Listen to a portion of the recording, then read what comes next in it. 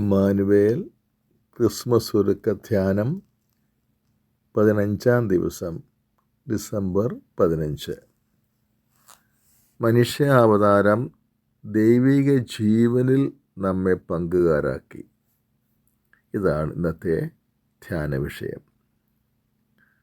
കത്തോലിക്ക വിശ്വാസമനുസരിച്ച് ദൈവിക വെളിപാടിൻ്റെ തുല്യ പ്രാധാന്യമുള്ള 2 സ്രോതസ്സുകളാണ് വിശുദ്ധ ബൈബിളും സഭയുടെ സമ്പൂജ്യമായ പാരമ്പര്യവും. ഇവ രണ്ടും ചേർന്ന് ഒരേ ഒരു വിശ്വാസ നിക്ഷേപത്തിന് രൂപം കൊടുക്കുന്നു. സഭയുടെ ആരാധനക്രമം വിശുദ്ധ പാരമ്പര്യത്തിൻ്റെ ഭാഗമായതുകൊണ്ട് അതും ദൈവിക വെളിപാടിൻ്റെ ഒരു മാർഗമാണ്. ഇക്കാരണത്താലാണ് കർത്താവെ, നിൻ്റെ ദൈവിക ജീവനിൽ ഞങ്ങളെ പങ്കുകാരാക്കാൻ നീ ഞങ്ങളുടെ മനുഷ്യ സ്വഭാവം സ്വീകരിച്ചു എന്ന സിറോ മലബാർ കുർബാനക്രമത്തിലെ പ്രാർത്ഥന ഇന്നത്തെ ധ്യാന വിഷയമാക്കുന്നത്. ക്രിസ്തുവിൻ്റെ ദൈവിക ജീവനിൽ മനുഷ്യരെ പങ്കുകാരാക്കാൻ വേണ്ടിയാണ് അവിടുന്ന് മനുഷ്യ അവതാരം ചെയ്തത് എന്നാണ് ഈ പ്രാർത്ഥന വ്യക്തമാക്കുന്നത്. ദൈവിക ജീവനിൽ പങ്കുകാരാക്കുക എന്നതിൻ്റെ അർത്ഥം എന്താണ്? കത്തോലിക്ക സഭയുടെ മതബോധന ഗ്രന്ഥം 375-ാം ഖണ്ഡിക അതിനുള്ള ഉത്തരം ഇങ്ങനെ പറഞ്ഞു തരുന്നുണ്ട്. നമ്മുടെ ആദി മാതാപിതാക്കന്മാരായ ആദവും ഹൗവയും വിശുദ്ധിയുടെയും നീതിയുടെയും ഉത്ഭവാവസ്ഥയിൽ പ്രതിഷ്ഠിക്കപ്പെട്ടു. ഉത്ഭവ വിശുദ്ധിയുടെ ഈ കൃപാവരം ദൈവിക ജീവനിലുള്ള ഭാഗഭാഗത്വം തന്നെയായിരുന്നു. ഉത്ഭവ വിശുദ്ധി ഉണ്ടായിരുന്ന അവസ്ഥയെയാണ് ദൈവിക ജീവനിലുള്ള ഭാഗഭാഗത്വം എന്ന് സഭ ഇവിടെ വിശേഷിപ്പിക്കുന്നത്. ഉത്ഭവ വിശുദ്ധി സൂചിപ്പിക്കുന്നതാകട്ടെ ആദിമ മനുഷ്യന് ദൈവവുമായി ഉണ്ടായിരുന്ന ഗാഢമായ സ്നേഹ ഐക്യത്തെയാണ്. അപ്പോൾ ദൈവിക ജീവനിലെ ഭാഗഭാഗിത്വം എന്നത് ദൈവത്തോടുള്ള സ്നേഹ ഐക്യമാണ്, കൂട്ടായ്മയാണ്. മറ്റൊരു രീതിയിൽ ഇത് അവതരിപ്പിച്ചാൽ, മനുഷ്യാവതാരം വഴി ദൈവിക ജീവനിൽ പങ്കുകാരാകുക എന്ന് വെച്ചാൽ പിതാവും പുത്രനും പരിശുദ്ധാത്മാവുമായ ത്രിത്വിക ദൈവത്തിൻ്റെ ജീവിതത്തിലേക്ക് നമുക്ക് പ്രവേശനം ലഭിക്കുന്നു. അങ്ങനെ പിതാവേ എന്ന് ദൈവത്തെ വിളിക്കാൻ തക്ക വിധം ദൈവ കുടുംബത്തിലെ അംഗമായി തീർന്ന് നാം ദൈവമക്കൾ എന്ന പദവിയിലേക്ക് ഉയരുന്നു. ചുരുക്കത്തിൽ, ആദ്യ പാപം മൂലം പർദീസായിൽ നിന്നാണ് മനുഷ്യൻ പുറത്താക്കപ്പെട്ടതെങ്കിൽ ദൈവപുത്രൻ്റെ മനുഷ്യാവതാരം വഴി ദൈവത്തിൻ്റെ കുടുംബത്തിൽ തന്നെ മനുഷ്യന് സ്ഥാനം ലഭിച്ചിരിക്കുന്നു.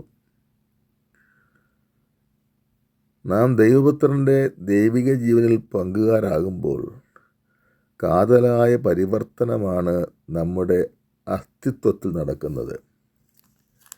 ക്രിസ്തുവിൻ്റെ ദൈവപ്രകൃതി നമ്മുടെ മനുഷ്യപ്രകൃതിയുമായി സംയോജിക്കുന്നതിനാൽ അത്യഗാധമായ ഒരു ആന്തരിക പരിവർത്തനം തന്നെ നമ്മുടെ മനുഷ്യപ്രകൃതിക്ക് സംഭവിക്കുന്നുണ്ട്. ക്രിസ്തുവിലുള്ള ദൈവ ചൈതന്യം നമ്മുടെ മനുഷ്യ അസ്തിത്വത്തിൽ നിറയുന്നതിനാൽ നാം ആകെ മാറിപ്പോവുകയാണ് ചെയ്യുന്നത്.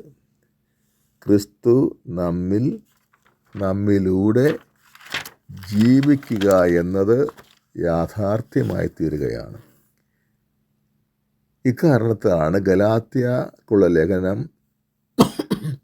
2-ാം അധ്യായത്തിൽ 19-20 വാക്യങ്ങളിൽ പൗലോസ് അപ്പോസ്തലൻ സ്വന്തം അനുഭവത്തിലൂടെ ഇങ്ങനെ പറയുന്നത്: ഞാൻ ക്രിസ്തുവിനോട് കൂടെ ക്രൂശിതനായിരിക്കുന്നു. ഇനിമേൽ ഞാനല്ല ജീവിക്കുന്നത്, ക്രിസ്തുവാണ് എന്നിൽ ജീവിക്കുന്നത്.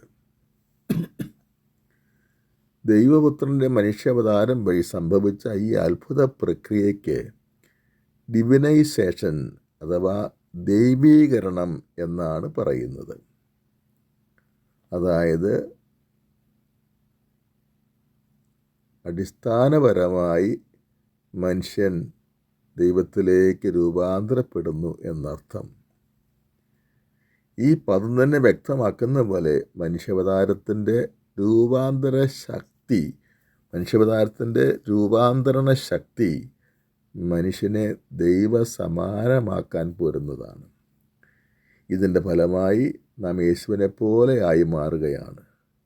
യേശുവിൻ്റെ കാഴ്ചപ്പാടുകളും ആദർശങ്ങളും സ്വാഭാവികമായി നമ്മുടേതായി മാറുന്നു. യേശുവിനെ പോലെ ചിന്തിക്കാനും പ്രവർത്തിക്കാനും നമുക്ക് കഴിവ് ലഭിക്കുന്നു. ലോകം അസാധ്യമെന്ന് വിധി എഴുതി തള്ളുന്ന സുവിശേഷ ഉപദേശങ്ങൾ പ്രാവർത്തികമാക്കാൻ നമുക്ക് സാധിക്കുന്നു. ലോകത്തോടുള്ള മൈത്രി ഉപേക്ഷിക്കാൻ നമുക്ക് എളുപ്പം കിട്ടുന്നു.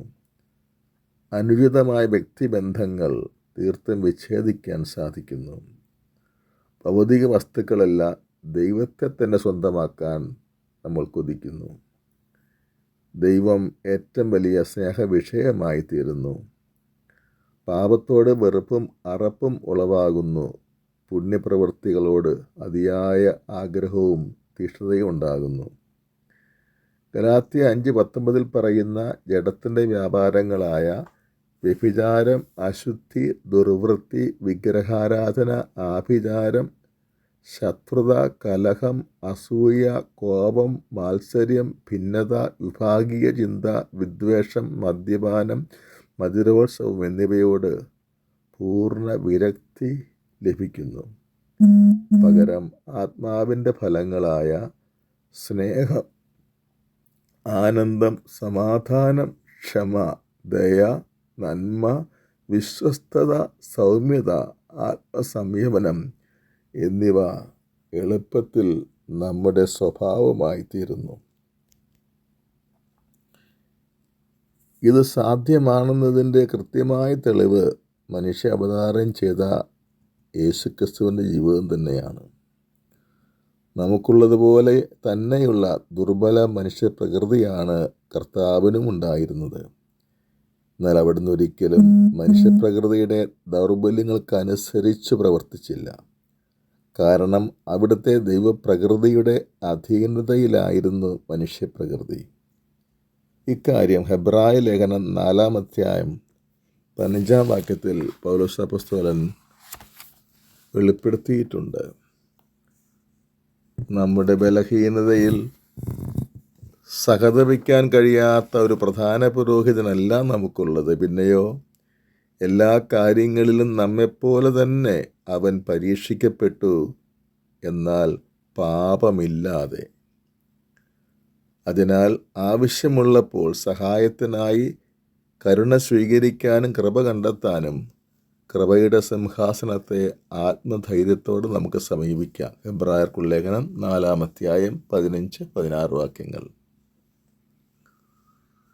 ചുരുക്കത്തിൽ ദൈവപുത്രൻ്റെ മനുഷ്യ അവതാരം അനന്ത സാധ്യതകളാണ് നമുക്ക് തുറന്നു തന്നിരിക്കുന്നത്.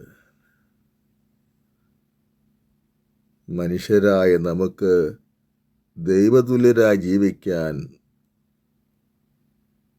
പ്രാപ്തിയുണ്ട്. വിശുദ്ധരായി തീരുക തീർച്ചയായും പ്രായോഗികമായ ഒരു കാര്യം തന്നെയാണ്. നമ്മുടെ പരിശ്രമം ആവശ്യമാണെന്ന് മാത്രം. ഇക്കാരണത്താലാണ് മലയിലെ പ്രസംഗത്തിൽ യേശു വളരെ ഉയർന്ന നിലവാരമുള്ള ശിഷ്യത്വ ജീവിതം ആവശ്യപ്പെടുന്നത്. എൻ്റെ സ്വർഗസ്ഥനായ പിതാവ് പരിപൂർണനായിരിക്കുന്നുവല്ല നിങ്ങളും പരിപൂർണരായിരിക്കുമെന്ന് അവിടുന്ന് കൽപ്പിച്ചതും അക്കാരണത്താൽ തന്നെ.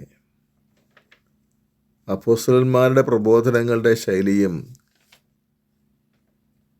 ഇതേ രീതിയിൽ തന്നെ ഉള്ളതായിരുന്നു. പൗലോസ് അപ്പോസ്തലൻ എഫേസുകാർക്ക് എഴുതിയ ലേഖനത്തിൻ്റെ 5-ാം അധ്യായത്തിൽ 1 മുതൽ 4 വരെയുള്ള വാക്യങ്ങളിൽ ഇപ്രകാരം നിർദ്ദേശിക്കുകയാണ്: ആകയാൽ നിങ്ങൾ വത്സല മക്കളെപ്പോലെ ദൈവത്തിൻ്റെ അനുകർത്താക്കളായിരിക്കുവിൻ. ക്രിസ്തു നമ്മെ സ്നേഹിക്കുകയും നമുക്ക് വേണ്ടി ദൈവത്തിന് സുരഭില കാഴ്ചയും ബലിയുമായി തന്നെ സമർപ്പിക്കുകയും ചെയ്ത പോലെ നിങ്ങളും സ്നേഹത്തിൽ ചരിക്കുവിൻ. വിശുദ്ധർക്ക് യോജിച്ച പോലെ നിങ്ങൾക്കിടയിൽ വ്യഭിചാരവും ഒരുവിധ അശുദ്ധിയും അത്യാഗ്രഹവും പരാമർശിക്കപ്പെടുക പോലും അരുത്. മ്ലേച്ഛതയോ വ്യർത്ഥഭാഷണമോ ചാബല്യമോ അല്ല, പ്രത്യുത കൃതജ്ഞതാസ്തോത്രമാണ് സമുചിതം. ദൈവത്തെ അനുകരിക്കുവാൻ പോലും കൽപ്പിക്കാൻ മാത്രം അപ്പസ്തോലൻ മനുഷ്യാവതാരത്തിൻ്റെ ഫലം മൂലം ക്രൈസ്തവനുള്ള ദൈവകൃപയെപ്പറ്റിയാണ് എടുത്തു പറയുന്നത്. ദൈവപുത്രൻ്റെ മനുഷ്യാവതാരം ദൈവിക ജീവനിൽ നമ്മെ പങ്കുകാരാക്കിയിരിക്കുന്നു എന്ന സത്യം ഈ ക്രിസ്മസ് ഒരുക്കകാലത്ത് മുഴുവൻ നമ്മുടെ ചിന്താവിഷയമാകട്ടെ.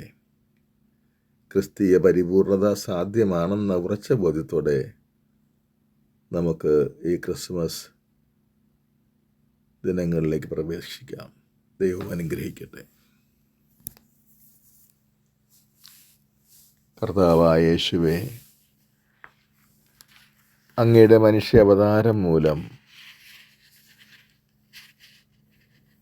ദൈവസ്വഭാവമനുസരിച്ച് ജീവിക്കുവാൻ ഞങ്ങൾക്ക് കൃപ ലഭിച്ചിരിക്കുന്നു എന്ന കാര്യത്തിൽ ഞങ്ങളെ അത്യധികം പ്രത്യാശയുള്ളവരാക്കുന്നു. കർത്താവേ,